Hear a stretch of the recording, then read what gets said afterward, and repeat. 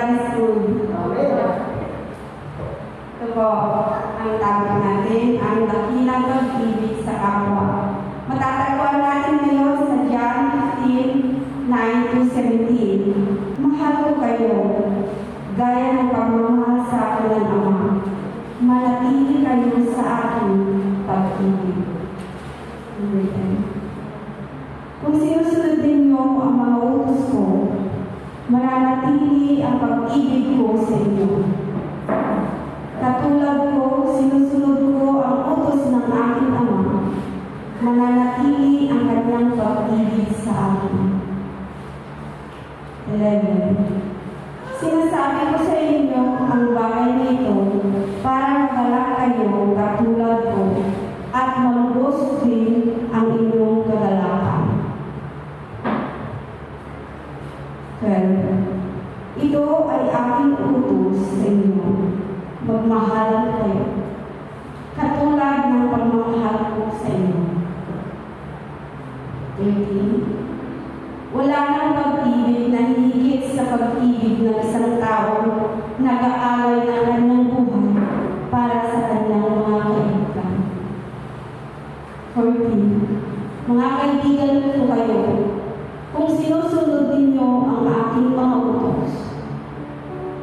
15. Hindi ko na kayo ituturing na alipin, dahil hindi alam ng alipin kung ano ang ginagawa ng kanyang amo.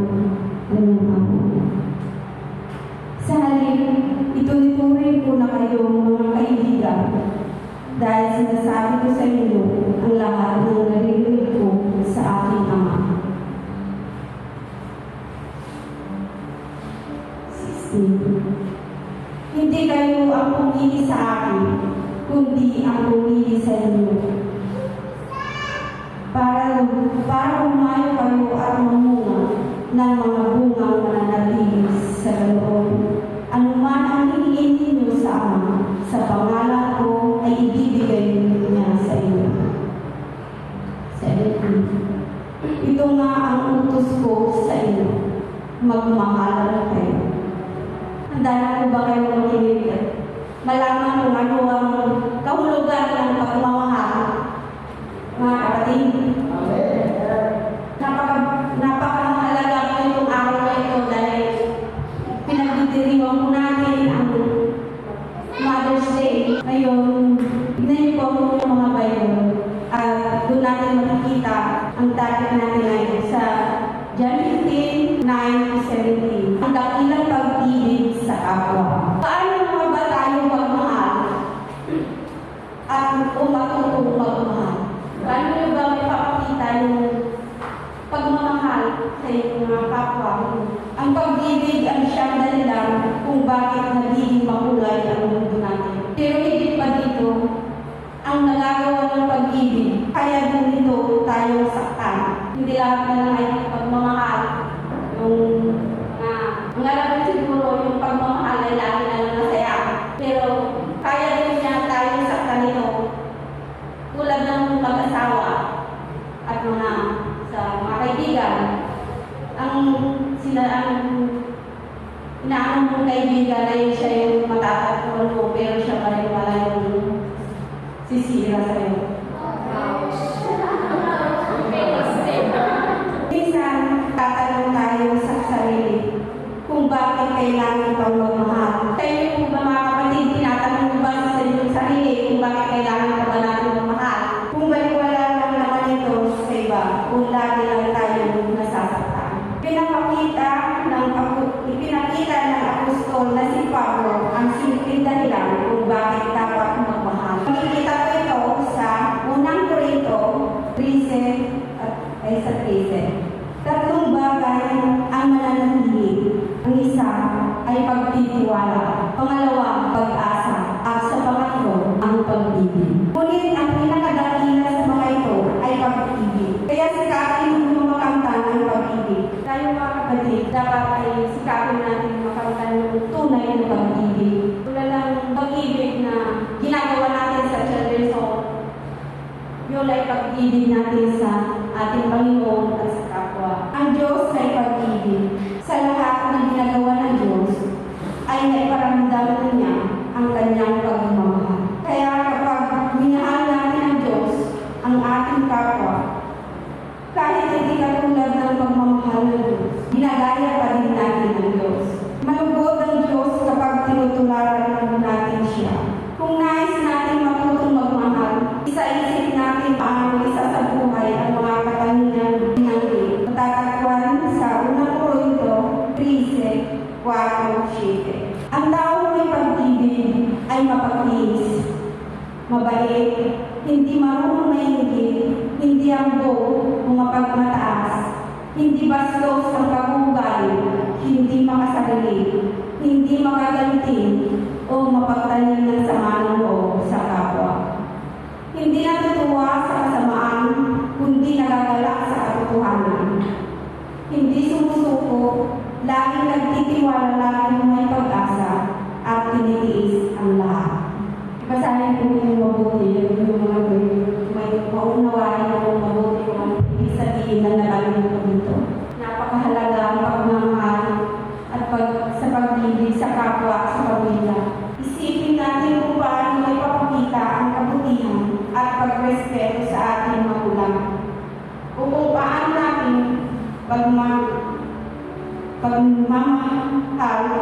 pagmamahal sa kita ng ating katrabaho at mga kaibigan. Napamahalaga ang pag-ibig. Dahil kung walang pag-ibig, lagi tayo nag-aaway.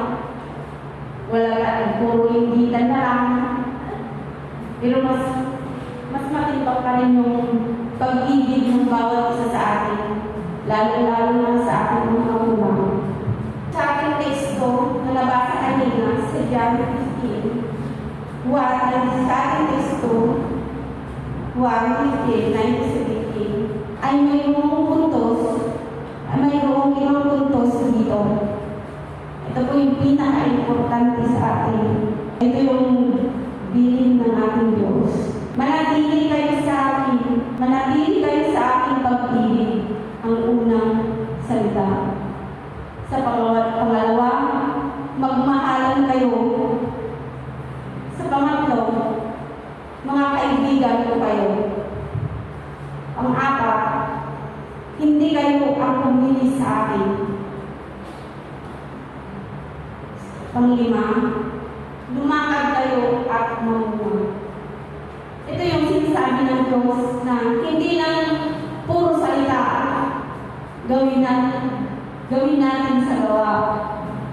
Hindi natin pinapakita lang sa salita na, oo, mahal na mahal kita, pero wala naman sa puso.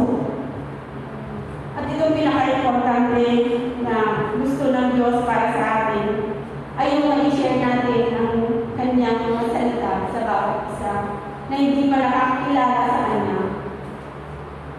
At naway mga kapatid, ay ang bawat isa sa atin ay magawa natin itong tungkulin para manatili yung pagmamahal ng bawat isa sa atin. Naiiyak ako kasi masaya akong malungkot.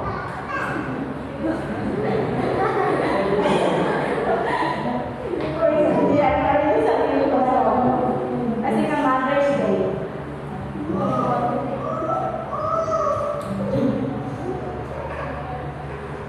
Manatili kayo sa akin, sabi ni Jesus. Ibig sabihin, patuloy ito araw-araw ang personal na relasyon natin kay Jesus Cristo. At makikilala sa ating buhay sa pamamagitan ng tiwala, panalangin, kagalakan, at pagsunod. Sa versikulo 6, sinasabi, kung sinusunod ninyo ang utos ko, mananatili kayo sa akin. Ibig sabihin, bantayan natin ang relasyon natin kay Jesus nang sa gayon, patuloy at ganap ang pananatili niya sa atin. Basahin po natin sa ating may mga Biblia ang unang 1, 2, 5:6. Sinasabi ko dito, ngunit ang sino mang sumusunod sa salita ng Diyos, lubos na latupad sa Kanya ang pag-ibig ng Diyos. At sa ganitong paraan natin malalaman na tayo nasa Kanya.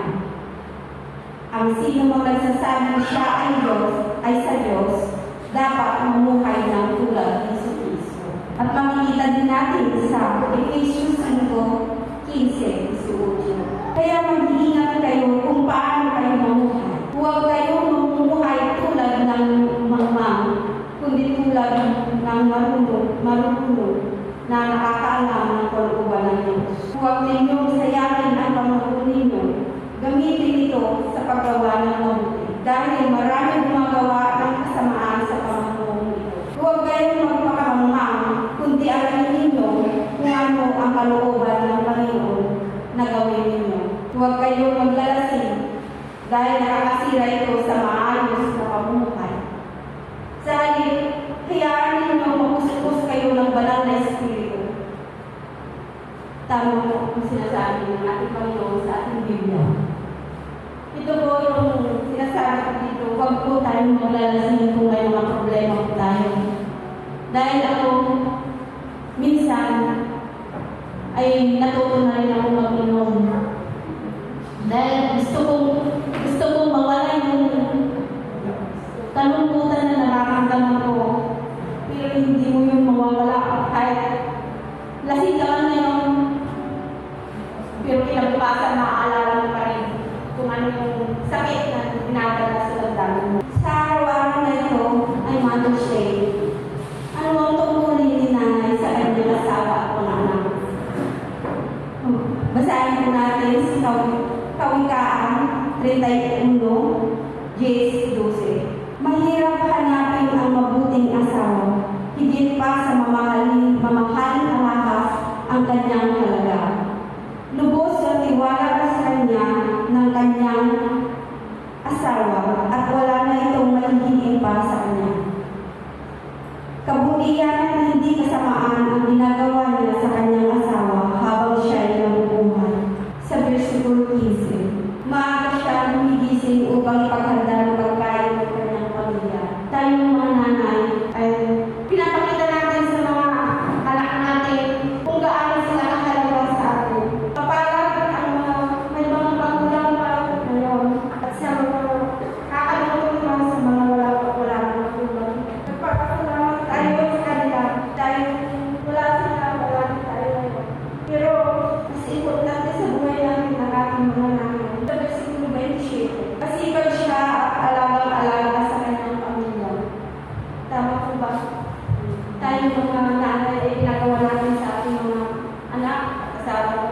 Kahit anong pagod na yung nararamdaman natin, tuloy-tuloy pa rin ang pagkakasikaso natin sa kanila.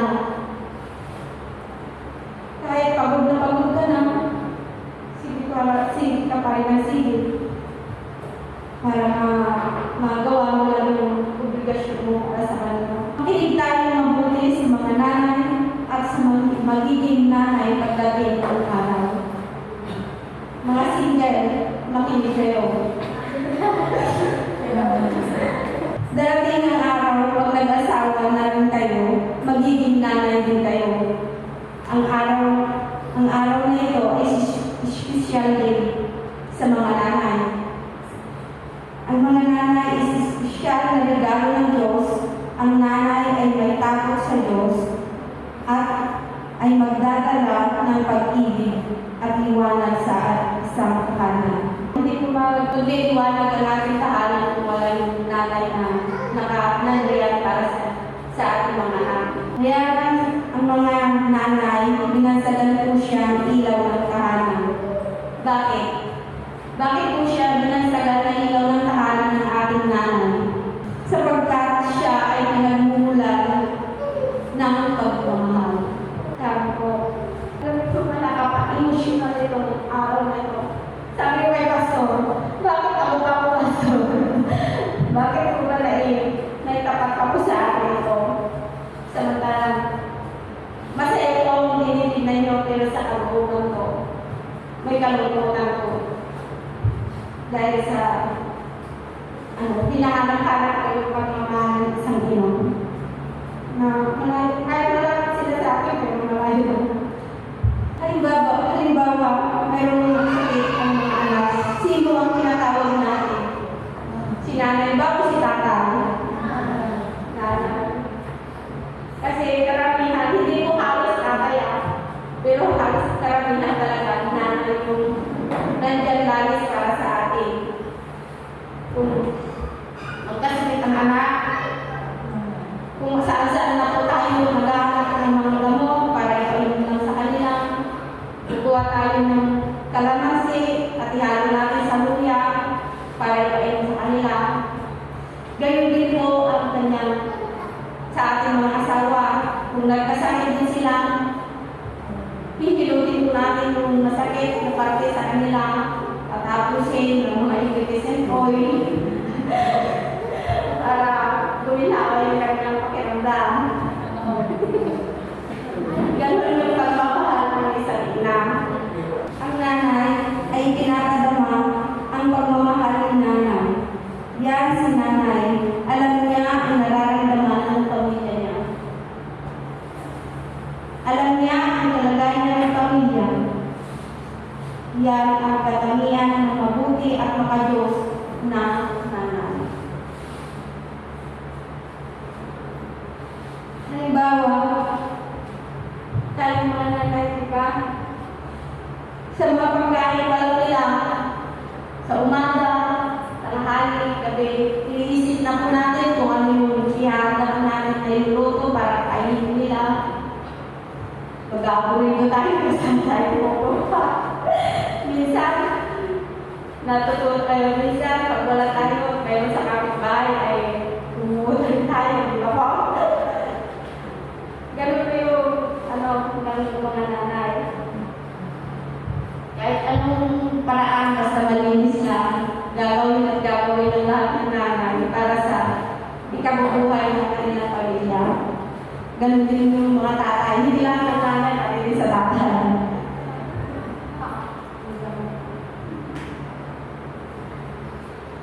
Tapos, ang gawain mo natin ng mga nanay, uunahin pa mo natin silang kakain ng ating mga anak, asawa, papaunahin ba natin sila na kakain bago tayo kumain. Siguro po, kayong mga nanay na dito, mararanasan nyo yung kakainin nyo muna sa mauna bago yung kasi yung mga anak natin, hindi na nauubos yung mga kanyang mga pagkain. Kaya yung mga tira ng mga anak, yun na muna yung kakainin mo. Para hindi masayang mo yung pagkain na hinahanap ng kanilang mga ama. Kasi po, ganun din po ako. Kakainin ko po yung mga sobra ng aking mga anak. Papaunahin ko muna sila.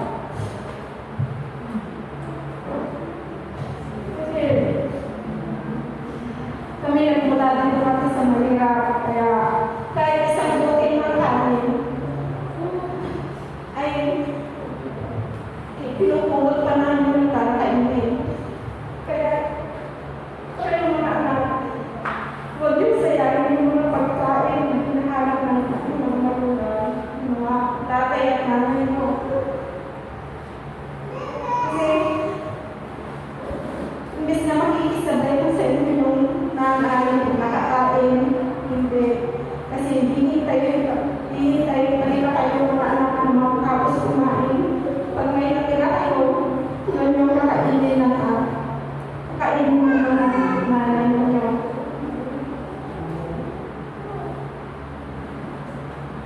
Kasi sa hirap ng buhay, hindi basta-basta pinupulot ang pera para pamili ng mga pagkain natin sa bahay. Naghihirap din kung tayo magkain nasa laot o sa bukid o kayo yung mga nanay din kayo nag-prepare dun sa loob ng bahay para kainin ng mga pamilya. Yung mga nanay natin ay very supportive sa kanilang mga anak. Kayong mga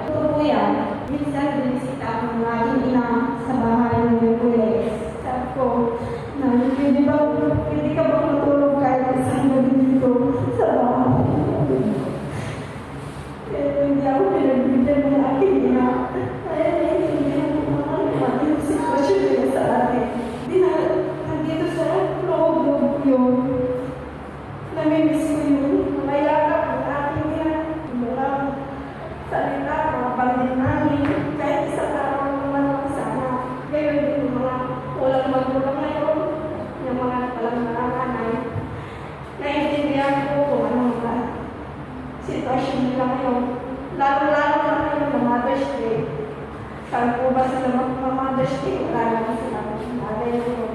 Nasaan na sila? Pero kahit madash day ngayon, hindi ko na makapitin. Sabi ko, napakaswerte naman ng mga kapatid ko. Sabi ko, dahil pinipin namin na magulang namin. Ako, malapit na yung lugar namin sa Pilipinas, hindi ako makapunta. Dahil iniisip ko yung may sarili na akong pamilya. Iniisip ko yung pamasahe na pupunta doon. Ibibili ko na lang ng makakain ng aking mga anak. Gayon din ang hirap ng aking asawa, yung papamasahe pa. Ibibili ko na lang ng kailangan namin sa bahay. Ang hirap ng sitwasyon na walang nanay. Kaya kayo mga kapatid, masaya kayo dahil kapiling nyo yung mga nanay ninyo. Iparamdam ninyo yung pagmamahal, hindi yung sa salita. Gawin ninyo. Hindi yung sabihin yung mahal kita nanay, mama, hindi yung sapat. Dapat ay gagawin nila yung mga anak para lumigaya ang inyong mga nanay. Sa yung time na yun na sa Merkulis na yun, gusto ko patulungin yung aking ina sa aming bahay, pero hindi niya pinagbigyan. Pero naiintindihan ko naman ang sitwasyon niya. Gayon din sa mga sasawa ko sa mga kapatid niya. Alam ko yung nararamdaman nila ngayon dahil wala na silang may pagpupusa ng kanilang yung taon-taon na sinicelebrate nila yung Mother's Day.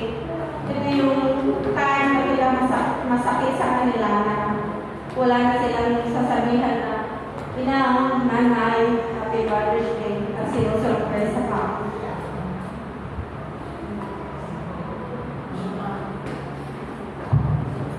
Ako, hindi ko yun magawa dahil malayo na siya sa akin. Pero masaya naman ako dahil nandun naman siya sa mga kapatid ko, sa mga pamangkin ko.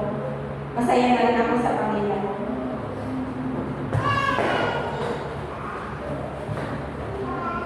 Kaya mga nanay, mga anak, iparamdam natin ang pagmamahal natin sa mga nanay natin o kaya sa mga magulang na buhay ko, mga magulang natin.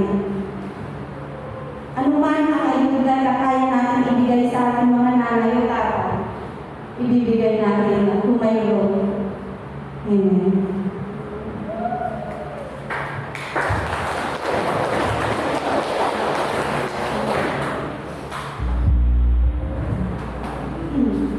Ang ating motivation sa ating pagtitipon na yun ay ang ibigin ng Diyos. Pag-ibig niya sa atin at pagmamahal sa ating kapwa. Ang utos pa nga ni Jesus, ibigin natin ang kaaway. Kaya ba natin ibigin ang ating kaaway? Kaya po ba mga kapatid? Kaya po bang ibigin ang inyong mga kaaway? Amen. Kaya ako din po, wala. Pasensya ka na ni RC kanina sa ano natin. Kasi wala namang talaga pag-iwanan sa aking mga anak. Kaya pasensya na kanina.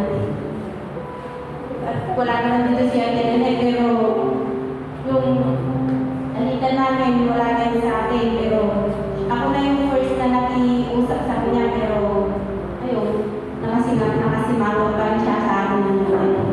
At least nagawa ko ngayon part ko sa kanya. Verse Colossians 2:17, magmahalan kayo katulad ng pagmamahal sa inyo. Magmahalan kayo kung magmahal tayo ng katulad ni Kristo. Sundin natin ang kanyang sinasabi.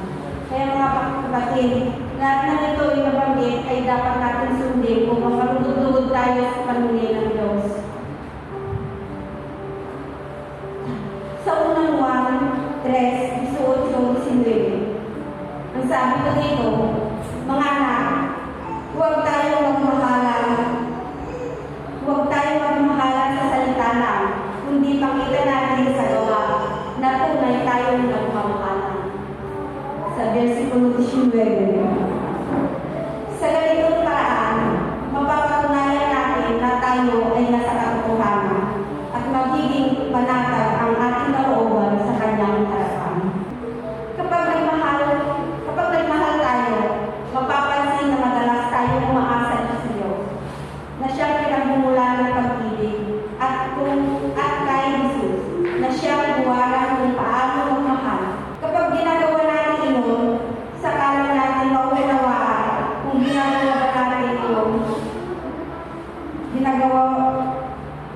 Kapag ginagawa natin ito, saka lang natin maunawaan kung ano nga ba talaga ang tunay na pag-ibig. Magkakaroon din tayo ng kakayahan na magmahal tulad ng Diyos. Sa unang 1, 4:7. Ito yung pinaka-last part ng ating ang pag-ibig ay mula sa Diyos. Ang umiibig sa kanyang kapwa ay anak ng Diyos at kumikilala sa Diyos. Mga kapatid, nakuha ba ito na basa natin ngayon? Naunawaan ba natin lahat? Mananahig nawa ang pag-ibig ng bawat isa sa atin at sa ating mga magulang at patuloy pa rin ang buhay hanggang may buhay. Maraming salamat po. Ito po ang salita ng Diyos. Yan, tayo po kumayaw natin kantayin ang sing.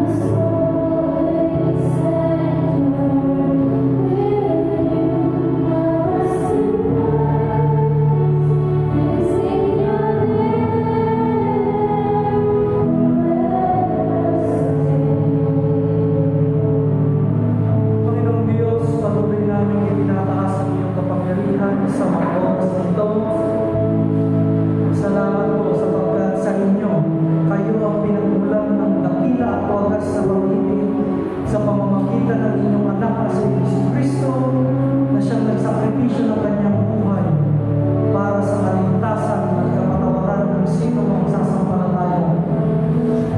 Panginoon, tinuturuan po ninyo kami na ang dakilang pag-ibig na ito ay siyang maipakita rin namin ng Diyos sa aming mga kapwa. Nang sa gayon, kami na nagpapakita ay maipakita sa iba na kami nga ay tunay na inyong mamalaga o tunay na sumasampalataya, tunay na Kristiyano at tunay na inyong anak.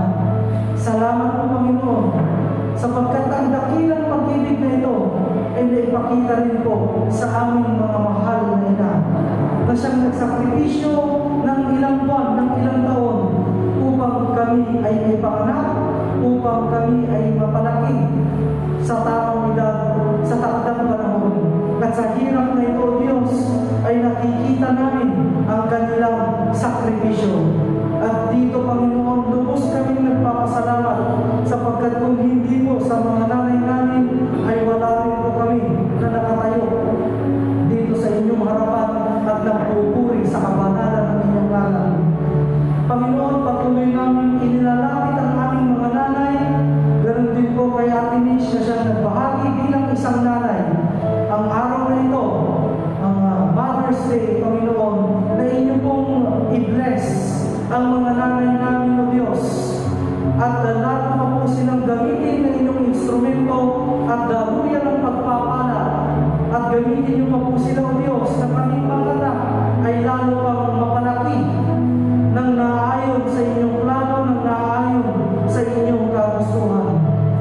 Alam ko namin, Panginoon, ang sakripisyo ng nanay, bagamat tao lang, ay mas nakakaranas ng kahirapan, Panginoon, sapagkat minsan sa araw nila, minsan sa isang banda, ay hindi nila alam kung saan kukuhanin ang lakas para magpatuloy sa kanilang mga buhay. Panginoon, patuloy niyo po silang suklayan ng kalakasan na ito. Patuloy niyo po silang arugain sapagkat kaming mga anak na kadalasan ay pasaway na dapat ay magpakita ng pagmamahal.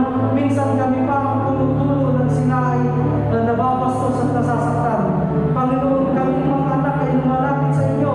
Alagaan niyo po, yakapin niyo, arugain niyo, Diyos, sa aming mga nanay sa mga panahon na ito. Tanggalin niyo po ang bawat lungkot, ang bawat inampis, ang bawat hindi magagandang karamdaman na nararamdaman nila sa kanilang mga kalooban. Panginoon, biyaan niyo po, Diyos, na makaramdam sila ng ginhawa at kapayapaan na nagmumula lamang sa inyong kapangyarihan. Muli-muli, Panginoon Diyos, kami ay lubos na nagpapasalamat at ipinapanalangin din po namin si Uncle Obi at si Auntie Emily na nasa kanilang quarantine period. Panginoon, protektahan niyo po sila at ganoon din po ang mga tao na nasa bahay-sambahan na ito. Kami ay humiling ng proteksyon sa inyong kapangyarihan sa Banal na Espiritu sa pangalan ni Kristo laban sa sakit, laban sa coronavirus, Panginoon. At sa kanilang mga trabaho, Panginoon, kayo po ang magbigay ng kalakasan, kayo rin po ang mag-supply ng mga isda sa mga inuhuli nila sa laot, at bigyan niyo pa po ng pasensya ang bawat isa, Panginoon, at sa gayon ay makapagpatuloy sila ng masaya dito sa mundo sa pangunguna ng inyong dakilang pag-ibig.